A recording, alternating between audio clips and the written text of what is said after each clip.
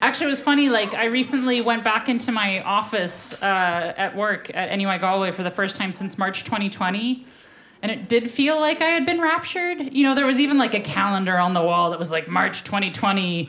And like my cardigan was still on the chair. And there were like shoes that I forgot that I owned that were under the desk. You know, like my professional shoes. In case I like walked in runners and then was like, no, I have to look like I'm smart. And I just totally forgot about those shoes. It was great to find them. I mean, it's not great that I forgot about them. But actually, I didn't really need to look professional, like, foot-wise for about 2 years there, which was great. So I didn't, to my great disappointment, I didn't hear any lab shenanigans stories over the break. So I'm a little disappointed in you guys, but it's okay. We'll get through this. I'm going to tell you two lab safety stories from my own past. One of which I think was genuinely very dangerous, and the other one was just embarrassing. But it felt a lot worse somehow. So I don't know, has anyone ever worked with liquid nitrogen before? Woo, yeah. Has anyone ever had liquid nitrogen ice cream? It's really fun. It's fun. It's nice. It's nice cream. No, that's weird. But no, I used to work with it because I was basically working on these electronic devices that you had to cool down to a very low temperature in order to take some measurements. And they were intended for use in space, where the cold temperature wouldn't really be a problem, right? Space is pretty cold. But like measuring how well they would work here on Earth, you needed the liquid nitrogen to just cool them down. And so in the lab that I worked in, we had this huge container of liquid nitrogen that was like about this tall, right? And pretty heavy. And it would last maybe like a week or part of a week with the measurements that we were doing. And then you had to it was on wheels, and you would basically just roll it over to another building and swap it out for a full one. Like you'd plug it in to be filled up from some gigantic tank of liquid nitrogen, and then you'd roll it back over to your building. Right? That doesn't sound too bad. I'm kind of making it look like it was a flat process, but it was not. It was on some very steep hills. This was when I was based in Berkeley, which is just like a hill place. And so that's a technical term for it. Yes, I am a geographer. No, I'm not. But so it was a lot more like you're just kind of like crouching under it as you try to roll it down, or like your back is up against it as you push it back up the hill.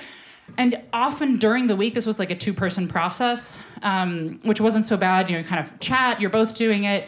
And there was one weekend, though, that I went up to do some work when like the lab was free and no one else was doing anything. And I had walked all the way up this giant hill just to get to work, right? And then I get there and like the liquid nitrogen tank is empty. I'm like, fuck, I came all the way here. It's a weekend. I don't want to just like not do anything because I already like wasted all this time coming up here. So I'm like, well, I'll just change the tank out myself, right? Like, how hard can it be? It's on wheels. It's not like I'm like carrying it over my shoulder. And the tank, when empty, is about 300 pounds. So like, heavy, but I mean, I'm not carrying it over my shoulder, right? I'm just rolling it around on wheels. So, I go in the elevator with it, like I push it up the hill, but it's empty, so that's fine. I take it to the other building, I like swap it in, I get a full one, I start rolling it back, and I get to the same hill, and I start going down the hill, and I'm like, oh, this is now 700 pounds. I am not strong. And I mean, it's good in a way that I was going downhill because it wasn't like I couldn't do it. I was just worried that I was going to be crushed, or that possibly I was just going to have a full tank of liquid nitrogen roll down the hill. What's at the bottom of the hill, you might ask? A road. So that wouldn't have been great to explain that. I did manage to get to the door of the building without losing control of the liquid nitrogen. I'm very proud of this. Unfortunately, about halfway through what I was doing, it became clear both that it was very dangerous and that I could not stop. So I was like, all right, just keep going. I can't push this back up, so I guess we're just going to keep going. I think that's genuinely the most dangerous thing that I've ever accidentally done from a lab perspective.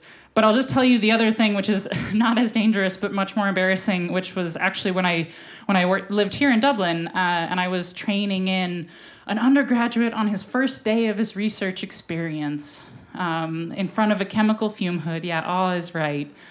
I was training him on this machine that deposited nanomaterials onto a surface, and I was like, I'm like the mentor figure here. I'm the experienced scientist, and I'm passing on my knowledge to the next generation.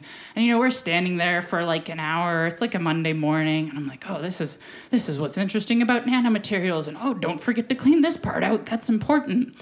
And I think if I had been by myself working on that equipment, I would have sat down more. But I didn't. I was just standing there talking and feeling very important.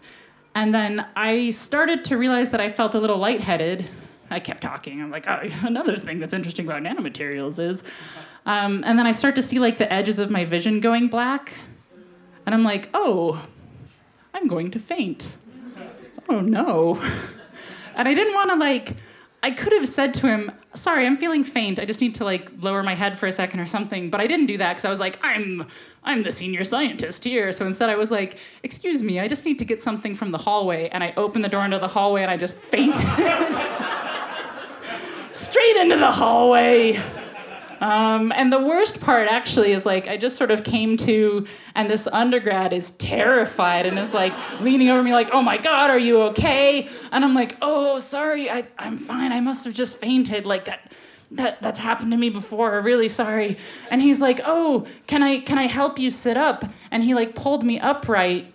Experienced fainters will know that what happened next is I fainted again. Because I didn't have enough blood in my brain yet. So it just... So anyway, that kid's first day was real bad. And I am not respectable as a person. So those are my lab stories.